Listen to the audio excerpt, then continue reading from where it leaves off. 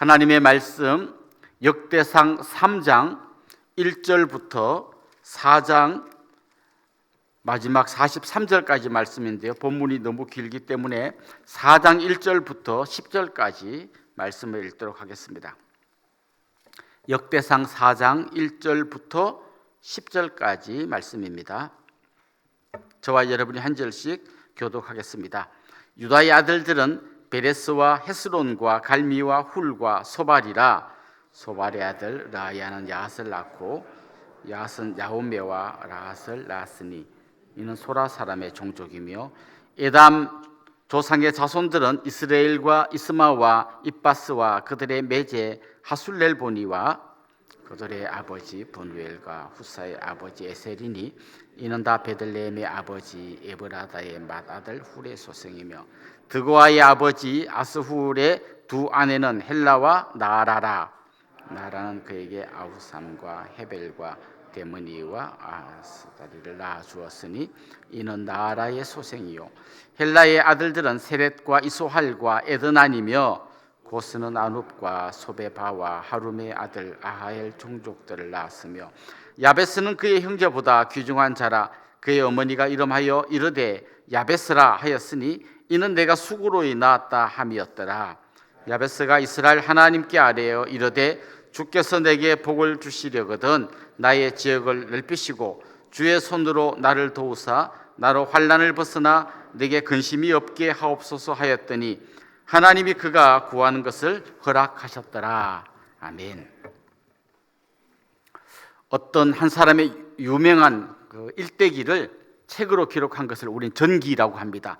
전기를 읽어보면 한 사람이 태어날 때부터 죽을 때까지 경험했던 수많은 이야기들이 들어 있습니다.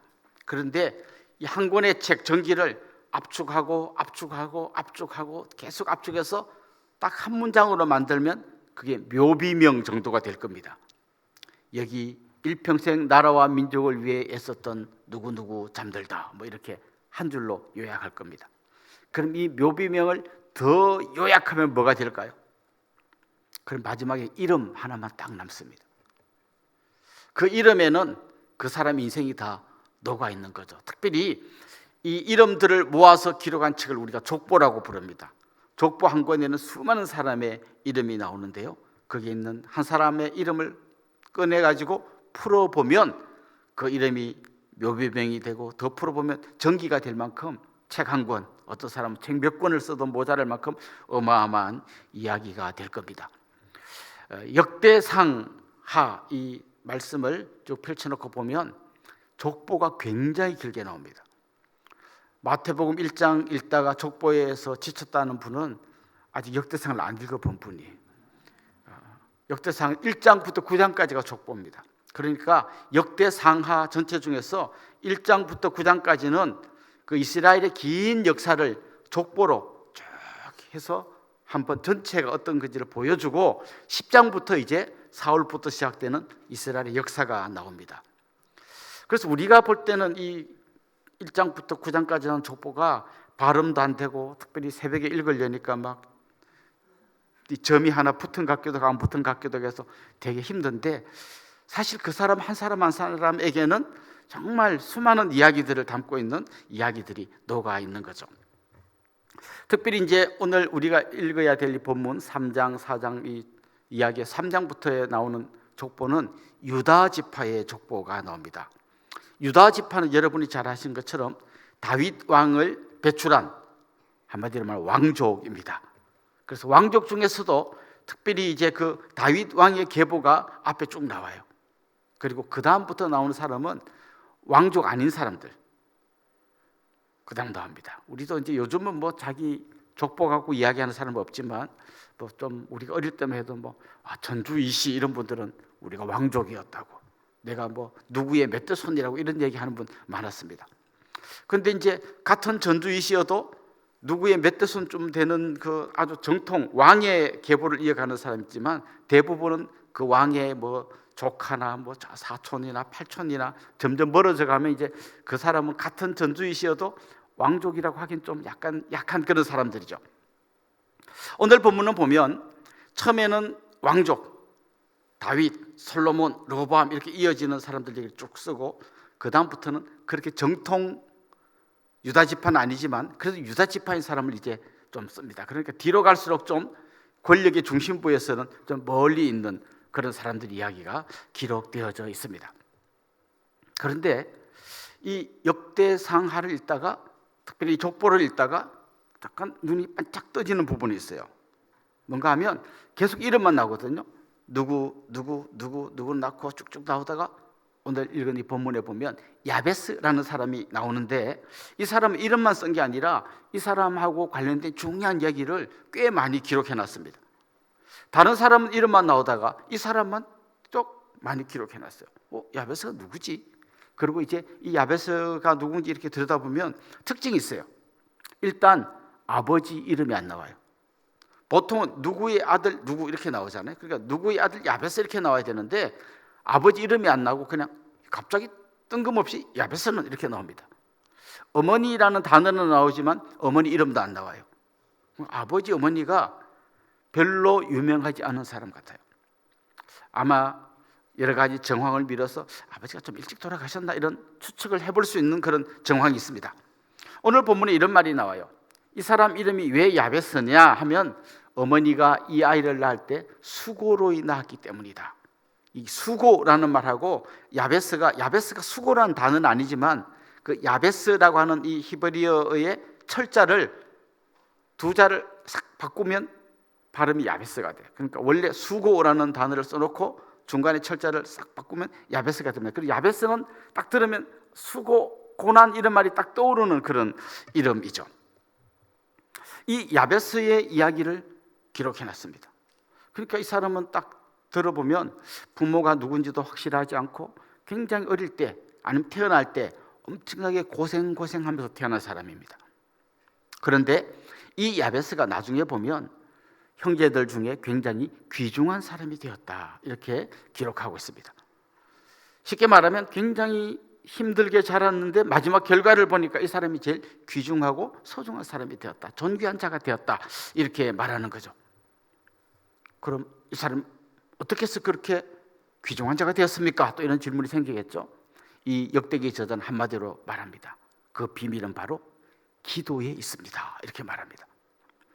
자, 지금 한번 이런 전체 정황을 생각하면서 왜 역대기 저자가 별로 유명하지도 않은 이 한 사람의 이야기를 꽤 길게 기록해 두었을까요? 이 역대상하는 포로에서 귀환한 이스라엘 백성들을 대상으로 쓴 말씀입니다. 그들에게 전해주려고 쓴 말씀입니다. 포로에서 귀환한 그들의 삶이 어땠습니까? 한마디로 정말 너무너무 힘든 삶이었죠. 성은 다 무너지고 그 다음에 성전도 다 무너지고 밭에서 농사를 지어야 되는데 그 밭에는 옛날에 바벨론 군인들이 던져놓은 돌들이 막 꽉 차 있고 그걸 다 빼내고 캐내고 정말 종자도 없는 데서 어디서 씨를 구해서 뿌리고 정말 피눈물 나는 회복의 길을 걸어가야 하는 사람들이었습니다. 그 사람들에게 이 역대기 저자는 이 메시지를 던지고 싶은 거예요. 여러분, 우리가 살 길은 기도밖에 없습니다. 우리가 여기서 회복될 수 있는 비결은 기도밖에 없습니다. 여러분, 이제 무슨 왕족이니 그런 거 중요한 거 아닙니다. 이름 없는 무명의 사람, 아버지가 누군지도 모르는 사람, 그런 사람이라 할지라도 하나님 붙들고 기도하면 그 사람은 살아날 수 있습니다. 이 이야기를 이 족보, 긴 족보 안에 한복판에 딱 넣어둔 겁니다. 사랑하는 성도 여러분, 여러분 어떤 가문에서 태어나셨습니까? 제가 잘은 모르지만 아주 우리 교회에 제가 모르는 분이 있다면 용서해 주십시오. 재벌이라든지 아주 유명한 정치인의 그런 자녀는 없는 걸로 알고 있습니다. 그리고 남들이 볼 때는 화성하면 또 그 동네에 할 정도로 그렇게 또 대단한 동네 살지도 않습니다. 대단한 부자가 있거나 대단한 이름을 내세울 분이 없을 수도 있습니다. 그런데 오늘 본문 우리에게 이런 이야기를 하고 싶은 겁니다. 여러분이 진짜 사는 길은 어마어마한 부자나거나 대단한 집안이거나 그거 아닙니다. 여러분이 살 길은 한 가지밖에 없습니다. 뭡니까? 기도밖에 없다는 거예요. 그러면서 오늘 본문에 보면 야베스가 어떤 기도를 했는지 기록하고 있습니다. 야베스의 기도는 크게 4가지 기도의 제목이 있었습니다. 첫 번째 제목은 이겁니다. 하나님 나한테 복을 주시려거든, 이렇게 오늘 본문에는 표현되어 있습니다만은 실제로 원문에는 더 강하게 표현되어 있습니다. 복이란 말이 2번 나옵니다. 원래 이 히브리 문법에서는 강조하려면 2번 씁니다. 그러니까 이걸 좀 우리식으로 이야기하자면 복의 복을 더해 주십시오, 이런 기도예요. 그리고 그 앞에 우리말에는 정확히 번역이 안 됐는데 정령, 진짜로, 이런 좀 앞에 말이 들어가 있습니다. 하나님, 정령 내게 복의 복을 더해 주십시오. 이게 첫 번째 기도 제목이에요. 이 사람이 생각할 복이 뭘까요? 그 복은 단지 돈 많이 벌고 잘 먹고 잘 사는 그게 복이 아닙니다. 하나님과 함께 하는 거, 그게 진짜 복이에요. 하나님, 내 힘으로 살면 내가 아무리 돈 많고 명문 가문에 태어나도 별 볼 일 없잖아요. 하나님 함께 해주시는 이게 복이니까 저에게 그냥 복 말고 복의 복을 더해 주십시오. 주님, 제 손을 꼭 붙들고 절대 놓지 말고 끝까지 저와 함께 해주세요. 이렇게 그가 기도하는 것입니다. 이게 첫 번째 기도 제목이에요. 두 번째 기도 제목은 나의 지경을 넓혀 주소서라는 겁니다. 지경이라는 말은 말 그대로 말하면 자기가 살고 있는 그 땅의 경계를 말하는 겁니다. 그나마 조그만 땅에 척박한 땅을 물려받은 것 같아요. 하나님, 요거 갖고는 안 되니까 좀 지경을 넓혀 주십시오, 이런 기도입니다. 근데 이건 단지 넓은 땅 달라는 기도라기보다는 좀 더 포괄적이에요. 경제적인 부분뿐만 아니라 사회적으로도 영적으로도 하나님, 저의 지경을 넓혀 주십시오. 정말 선한 영향력을 더 넓게 펼쳐갈 수 있게 해주십시오. 그렇게 기도하는 것입니다. 우리 그리스도인들은 그냥 나 한 사람 교회 잘 다니고 열심히 예수 믿고 가는 그 정도로 끝나서는 안 됩니다. 여러분의 영적인 지경이 넓어져야 합니다. 여러분을 통해서 수많은 사람이 주님 만나야 합니다. 여러분이 살고 있는 그 동네에서 여러분 한 사람이 있기 때문에 그 사람 덕분에 그 동네가 뭔가 좀 더 발전하고 더 좋아지는 선한 영향력, 그걸 여러분이 가지고 있어야 합니다. 여러분 직장에 가셔도 그냥 가서 월급 타고 집에 가고 그걸로 끝나는 게 아니라 나 한 사람이 그곳에 있으므로 그곳에 있는 많은 사람들이 더 기쁨을 누리고 더 감사가 충만해지고 그리고 나를 통해서 하나님 만나는 그런 역사가 있게 해주십시오라고 하는 것이 지경을 넓혀 주십시오라고 하는 이 기도의 제목의 진짜 내용인 것입니다. 저는 그게 한 개인뿐만 아니라 우리 교회를 위해서 기도할 때도 여러분 그런 기도해 주시면 좋겠어요. 하나님, 우리 교회의 지경을 넓혀 주십시오. 더 많은 사람에게 복음 전하게 해주시고 우리 교회가 이 땅에 있음으로 인해서 정말 이 땅에 있는 수많은 사람들이 정말 우리 교회 덕분에 혜택을 받고 마음의 평안을 누리는 그런 역사가 있게 해주십시오. 그게 두 번째 기도 제목인 것입니다. 세 번째 기도 제목은 주의 손으로 나를 도우소서라고 하는 겁니다.